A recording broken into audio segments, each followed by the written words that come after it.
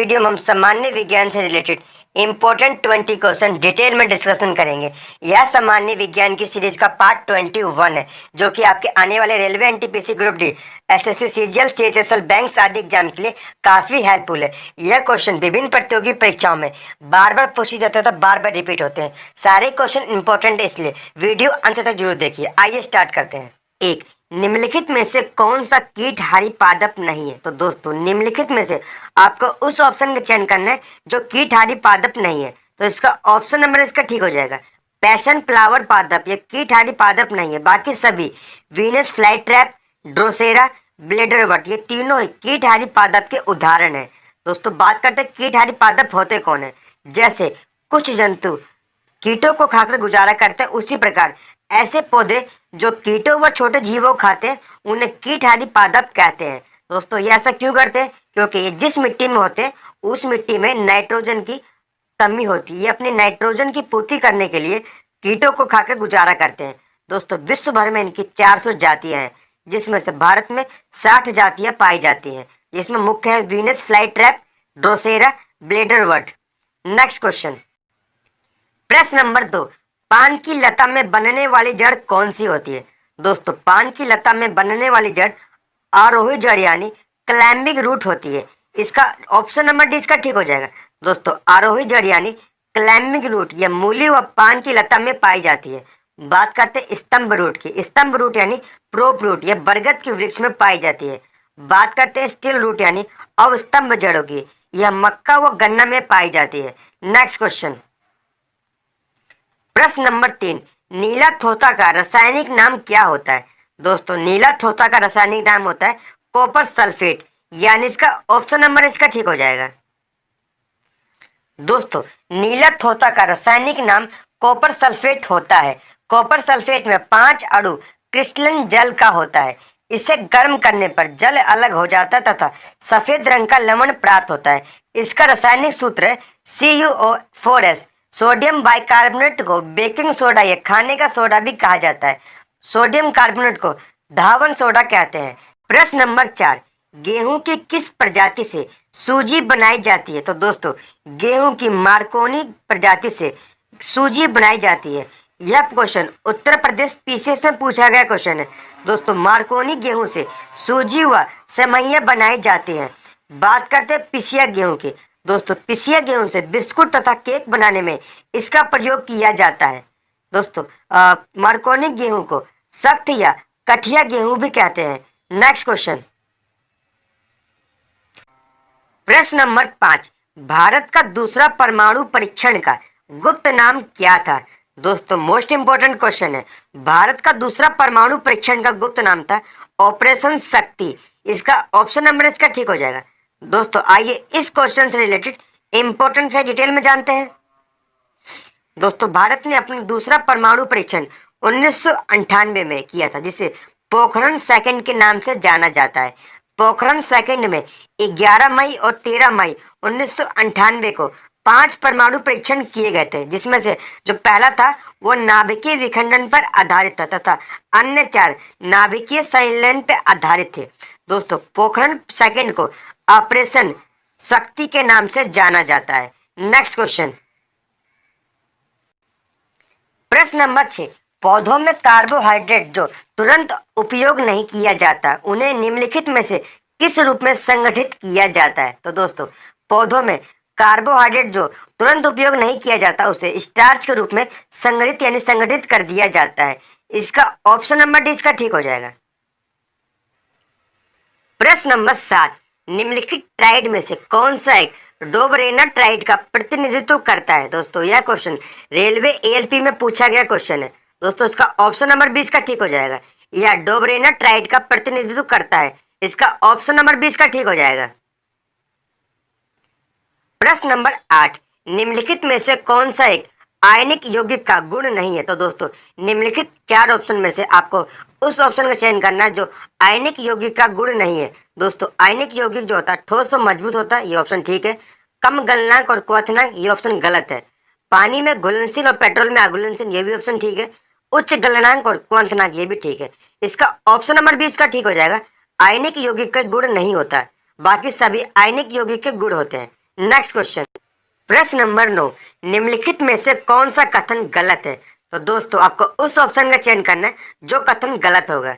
इसका option number इसका ठीक हो जाएगा, ठोस पदार्थों का आकार अनिश्चित होता है। ये ऑप्शन गलत है दोस्तों, क्योंकि जो ठोस होता है उसका आकार निश्चित होता है।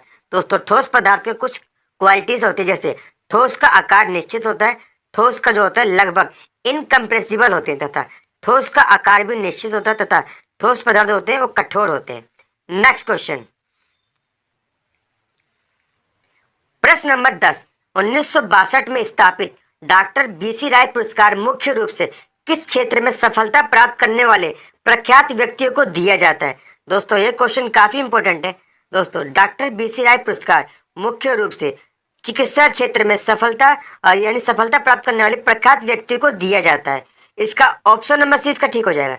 दोस्तों बीसी राय पुरस्कार यानी विधान चंद्र राय अवार्ड 1962 में स्टार्ट किया गया था। किसके द्वारा? मेडिकल काउंसिल ऑफ इंडिया के द्वारा 1962 में इसका स्टार्ट किया गया था। नेक्स्ट क्वेश्चन, प्रश्न नंबर 11, निम्नलिखित तत्वों में से किसका परमाणु द्रव्यमान सबसे कम है? तो दोस्तों निम्नलिखित में से हाइड्रोजन का परमाणु द्रव्यमान सबसे कम है। इसका ऑप्शन नंबर डी इसका ठीक हो जाएगा। दोस्तों बात करते हैं हाइड्रोजन के बारे में। दोस्तों हाइड्रोजन का जो एटॉमिक नंबर होता है 1 होता है। इसकी खोज 1766 में की गई थी और इसे एच के रूप में डिनोट किया जाता है। इसकी खोज किसने की थी? इसकी खोज हेनरी कैवेंडिश ने की थी। इसका जो द्रव्यमान होता है 1.0078 होता है। बात करते हैं लिथियम के बारे में। दोस्तों लिथियम का जो खोज हुई थी 1817 में हुई थी। इसका एटॉमिक नंबर 3 होता है। इसका जो सिंबल है इसको Li से डिनोट किया जाता है। दोस्तों बात करते हैं नाइट्रोजन के बारे में। दोस्तों नाइट्रोजन को N से डिनोट किया जाता है। इसकी खोज रदरफोर्ड के द्वारा की गई थी तथा इसका एटॉमिक नंबर 7 है तथा इसका जो मेल्टिंग पॉइंट है -210 डिग्री सेल्सियस है तथा इसका जो बॉइलिंग पॉइंट होता है -195.79 डिग्री सेल्सियस होता है। नेक्स्ट क्वेश्चन, प्रश्न नंबर 12, निम्न में से कौन से भौतिकविद ने उत्प्लावन बल के अस्तित्व की व्याख्या की थी? तो दोस्तों निम्नलिखित में से आर्किमिडीज ने उत्प्लावन बल के अस्तित्व की व्याख्या की थी। इसका ऑप्शन नंबर सी इसका ठीक हो जाएगा। नेक्स्ट क्वेश्चन, प्रश्न नंबर 13, प्रिज्म से गुजरने पर सबसे अधिक विचलित होने वाली प्रकाश किरण कौन सी है? तो दोस्तों निम्नलिखित में से बैंगनी प्रकाश जब इसे प्रिज्म से गुजारा जाता है तो सबसे अधिक विचलित होती है। इसका ऑप्शन नंबर सी इसका ठीक हो जाएगा। दोस्तों बैंगनी प्रकाश इसका तरंग दैर्ध्य सबसे कम होता है तथा ये प्रिज्म से गुजरते वक्त सबसे अधिक विचलित होती है। बात करते हैं लाल प्रकाश के बारे में। यह प्रिज्म से गुजरते वक्त सबसे कम विचलित होता है तथा इसका सबसे अधिक तरंग दैर्ध्य होता है। नेक्स्ट क्वेश्चन, प्रश्न नंबर 14, भारत का पहला परमाणु परीक्षण का गुप्त नाम क्या था? तो दोस्तों भारत का पहला परमाणु परीक्षण का गुप्त नाम था स्माइलिंग बुद्धा। इसका ऑप्शन नंबर इसका ठीक हो जाएगा।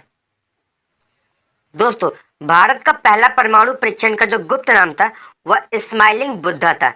दोस्तों भारत ने पोखरण राजस्थान में अपना पहला भूमिगत नाभिकीय परीक्षण 18 मई 1974 को किया था। कब किया था? 18 मई 1974 को किया था। कहाँ पर किया था? राजस्थान के पोखरण में।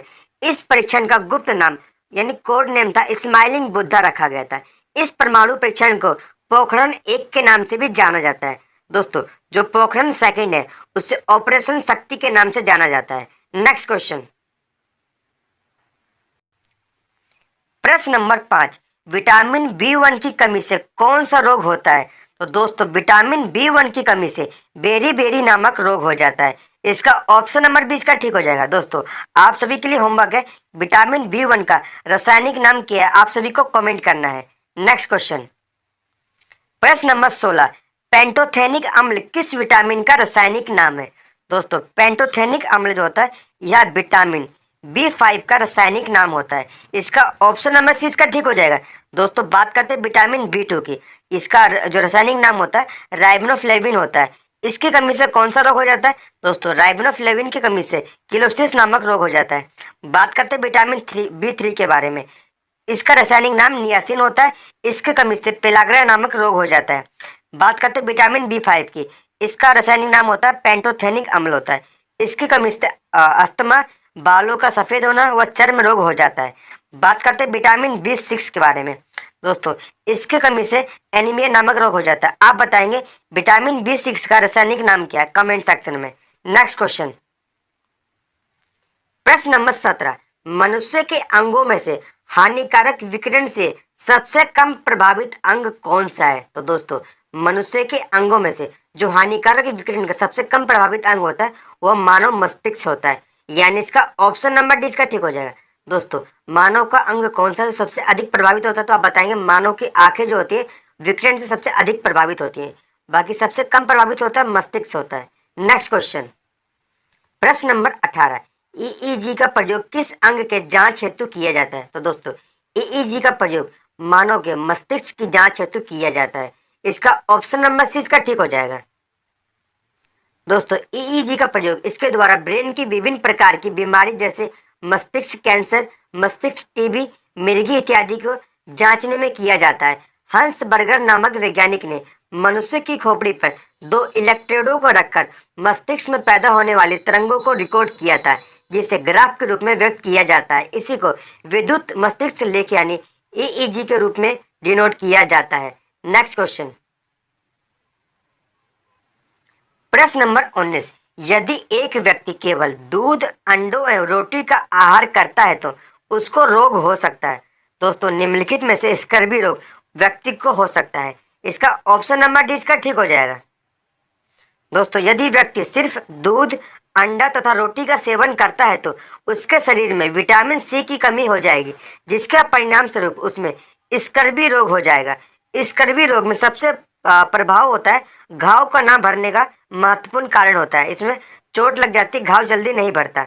इस रोग में दूसरे महत्वपूर्ण प्रभाव हड्डी तथा दांतों की वृद्धि रुक जाती है। नेक्स्ट क्वेश्चन, दोस्तों, आज की वीडियो का अंतिम प्रश्न, प्रश्न नंबर 20, यदि आंख का लेंस अपारदर्शी हो जाए तो आंख का रोग हो जाएगा? दोस्तों, अगर व्यक्ति की आंख का जो लेंस होता है अपारदर्शी हो जाएगा तो व्यक्ति को मोतियाबिंद हो जाता है, इसका ऑप्शन नंबर डी इसका ठीक हो जाएगा। दोस्तों, मोतियाबिंद रोग आंख के लेंस के अपारदर्शी होने पर होता है, जबकि निकट दृष्टि दोष में दूर की वस्तु व्यक्ति को धुंधली दिखाई पड़ती है, जबकि दूर दृष्टि दोष में व्यक्ति को निकट की वस्तु भी धुंधली दिखाई देती है।